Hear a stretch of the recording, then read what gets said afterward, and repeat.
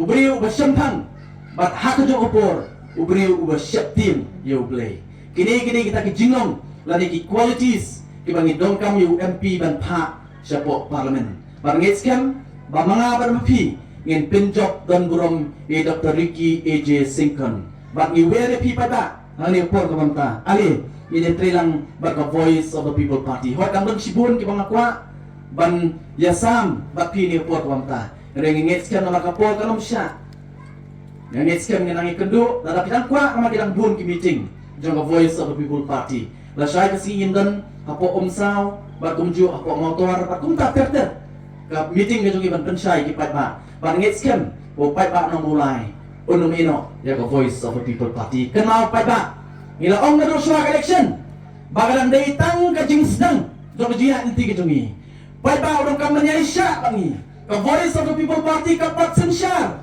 henry sedang minta daga bangi pa yu MP jongi na ka voice of the people party siapo Delhi makani kan send a message no kan pa ya kubur ka bakhan na kan ta kini kuwi pat political party po ka jala ka sini o pai ba minta udon ba ka voice of the people party ba ka syai pai ba ngong ka syai kini kiji kon ka minta baka ji kon na kamta election MP ka pamanta hagali ka ri ka tungi ka debate tan hapreng ka VPP persya yaki way pat ki political party persya ka debate hapreng ka VPP persya yaki way pat ki political party barnget scam o pai ba na mulai unmi syakmat ladat ai apsaw hajar tam hak election MLA men hagali ene ngabu ka thong bangin pitpoy double na kamta election MP ka pamanta nang ni na po mulai. Kamulai kan lam kamat.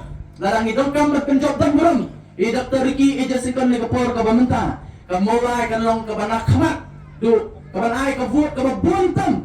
Nagi lai pun real tuli ki constituency. Bangila banle ka tapat pa. Zaka jinga tray lang ka jompi. Ka voice of the people party kam don pisa. Kam don spa. Henry ka don yu pat ba. Batka. Bangit skem. Bo pat ba. Unne ya kakam kabadee hakani kakenti kapamenta kubay sibon kubay syajar ko ubay untuk ku lang ini